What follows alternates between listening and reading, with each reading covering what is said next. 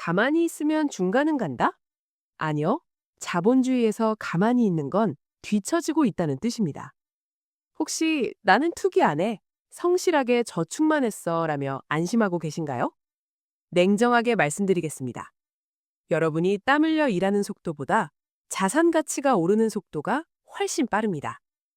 옆집 철수가 집을 사서 자산이 2배가 될 때 현금만 주고 있던 여러분의 돈은 그만큼 반토막 난 겁니다.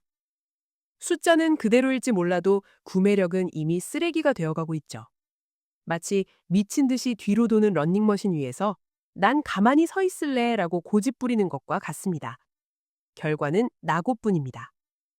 오늘 이야기는 투기에서 부자 되라라는 뻔한 소리가 아닙니다. 이 잔인한 자산 시장에서 내 노동의 가치를 지키기 위한 생존을 위한 방어 기술입니다. 지금부터 그 방어 기술에 대해서 알아보겠습니다.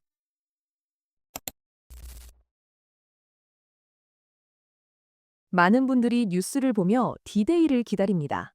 정부가 특정 규제를 푸는 날, 혹은 세금 중과 유예가 빛나는 날 말이죠. 우리는 막연히 기대합니다.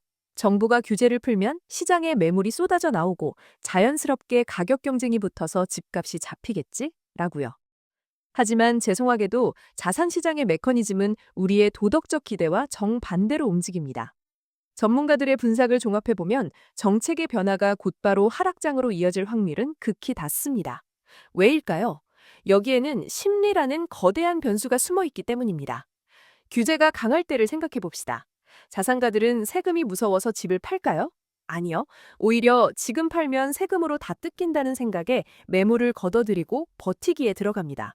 혹은 자식에게 증여를 해버리죠. 소위 매물 잠김 현상입니다.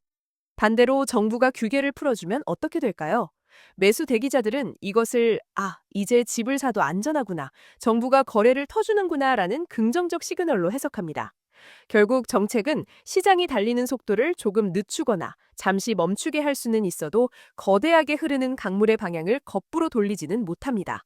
누군가 밥상을 차려주길 기다리며 관망하는 사이 시장의 밥값은 인플레이션을 먹고 계속해서 덩치를 키우고 있다는 사실, 이것이 우리가 마주해야 할 첫 번째 불편한 진실입니다. 그래도 다주택자들이 양도세 중과를 피하려고 매물을 던지는 시기가 오지 않겠어? 네, 맞습니다. 분명 시장에 물건이 나오는 시기는 있습니다. 하지만 여기서 우리가 치명적으로 간과하는 사실이 하나 있습니다. 바로 어떤 물건이 나오느냐입니다. 여러분이 다주택자라고 가정해 봅시다. 세금을 아끼기 위해 집을 하나 팔아야 한다면 무엇을 팔겠습니까?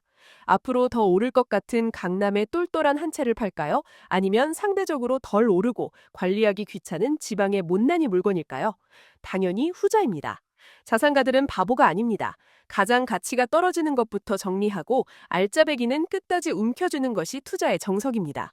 지금 시장에 나오는 급매물들을 보십시오. 대개 입지가 애매하거나 층수가 안 좋거나 나 홀로 아파트인 경우가 많습니다. 그런데 더 잔인한 현실은 무엇인지 아십니까? 지금처럼 공급이 부족한 시장에서는 그런 못난이 물건조차 순식간에 팔려나간다는 겁니다. 실수요자들은 항상 입지도 좋고 상태도 좋은데 가격은 금매인 집을 찾습니다. 단언컨대 그런 집은 없습니다. 나온다 한들 그 정보는 여러분에게 닿기 전에 현금을 준 투자자나 중개사의 지인들이 책갑니다. 싼 매물을 기다리는 전략은 마치 백화점 명품관에서 박앤세일을 기다리는 것과 같습니다. 사람들의 욕망이 집중되는 곳에 싸고 좋은 물건은 존재하지 않습니다. 지금 집을 사기 가장 두려운 이유는 딱 하나입니다. 지금이 꼭지 않을까라는 공포죠. 조금만 더 기다리면 떨어지지 않을까라는 희망 고물 때문에 우리는 결정을 유보합니다. 하지만 자본주의 역사를 10년, 20년 단위로 펼쳐놓고 보십시오. 실물 자산의 가격은 우상향했습니다. 이것은 집의 가치가 엄청나게 좋아져서가 아닙니다. 우리가 월급으로 받는 종이돈의 가치가 쓰레기가 되어가고 있기 때문입니다. 오늘 여러분이 고민하며 흘려보낸 한 달 동안 여러분의 통장에 꽂힌 현금의 구매력은 또다시 녹아내렸습니다. 전문가들이 지금이라도 늦지 않았다고 말하는 건 무책임한 투기 조장이 아닙니다. 인플레이션이라는 거대한 파도가 덮치고 있으니 빨리 실물자산이라는 방주에 올라타라는 경고입니다. 이번 달보다 다음 달이 비싸고 내년에는 더 비쌉니다. 설령 일시적인 조정이 온다 해도 장기적으로 화폐 가치 하락을 이기는 건 부동산 같은 실물 자산뿐입니다. 거래량이 줄었다고 안심하지 마십시오. 거래는 없어도 호가는 오르고 가끔 찍히는 실거래가는 신고가를 갱신합니다. 완벽한 저점을 잡겠다고 타이밍을 재느라 시간을 허비하는 것. 그것이야말로 여러분이 치러야 할 가장 비싼 비용이자 확정된 손실입니다. 그렇다면 이 불안한 시장에서 어떤 집을 사야 할까요? 많은 분들이 유튜브나 신문을 보고 호재를 쫓아갑니다. GTX가 뚫린다, 역세권 개발을 한다, 대기업이 들어온다. 가슴 뛰는 이야기들이죠. 하지만 일반인에게 이런 호재 투자는 도박과 다름없습니다. 계획은 언제든 엎어질 수 있고 착공식 사진을 찍고도 실제 전철이 다니기까지 10년이 걸리기도 합니다. 불확실한 미래보다 더 확실한 지표가 있습니다. 바로 과거부터 검증된 수요입니다. 어렵게 생각할 것 없습니다. 아무런 호재가 없는데도 전세가가 짱짱하게 버티는 동네, 매매가가 떨어지면 귀신같이 사람들이 몰려와 사가는 동네를 찾으십시오. 그게 어디냐고요? 직장까지 출퇴근이 편하고 아이들 학원 보내기 좋고 슬리퍼 신고 마트에 갈 수 있는 곳들입니다. 소위 살기 좋은 곳이죠. 이런 곳은 하락장이 와도 전세가율이 높아서 가격 방어가 잘 되고 상승장이 오면 가장 먼저 튀어오릅니다. 화려한 개발 청사진에 현혹되지 마십시오. 투자의 대가들은 미래의 그림이 아니라 현재의 통계를 믿습니다. 남들이 거기 왜 사? 별거 없잖아 라고 할 때 묵묵히 실수요가 받쳐주는 곳을 선택하는 것이 가장 안전한 길입니다. 호재는 덤일 뿐 부동산의 본질은 결국 사람이 살고 싶어 하는 곳에 있습니다. 마지막으로 꼭 짚고 넘어가야 할 트렌드의 변화가 있습니다.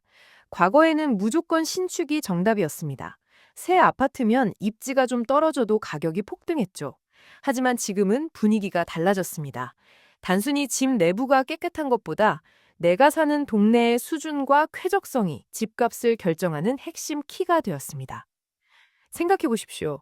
낡은 빌라촌 골목길 한가운데 지어진 나홀로 신축 아파트와 지어진 지 15년이 넘었지만 반듯하게 구획된 택지 개발 지구의 구축 아파트. 어디가 더 살기 좋을까요?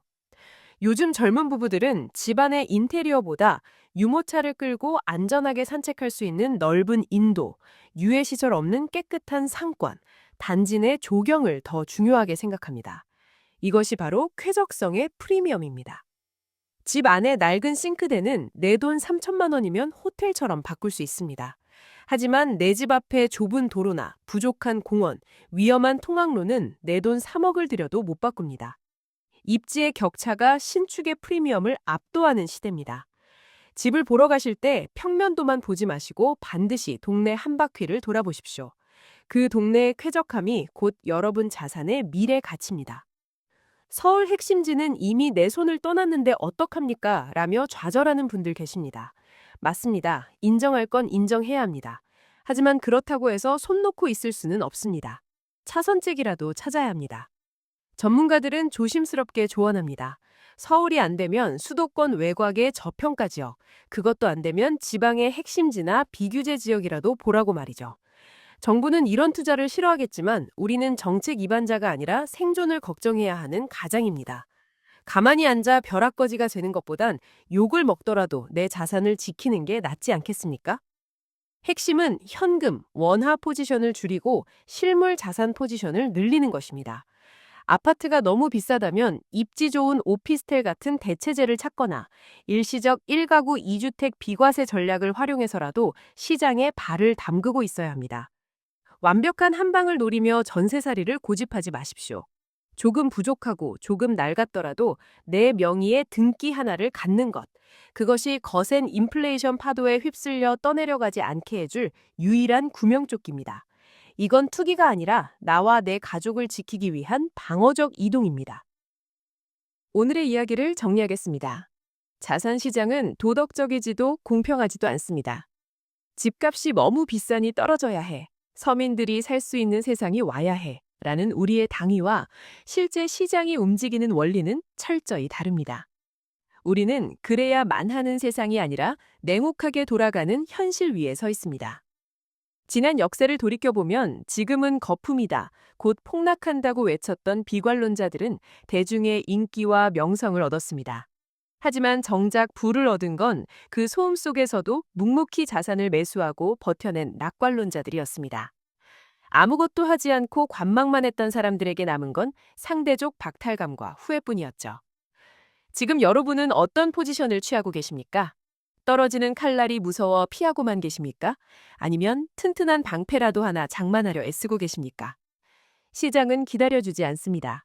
여러분의 자산을 지켜주는 건 뉴스도 정부도 전문가도 아닌 바로 여러분의 결단입니다. 오늘 이 영상이 여러분의 현명한 판단에 작은 나침반이 되길 바랍니다. 영상이 도움이 되셨다면 좋아요와 구독 부탁드립니다. 그럼 다음 영상에서 뵙겠습니다.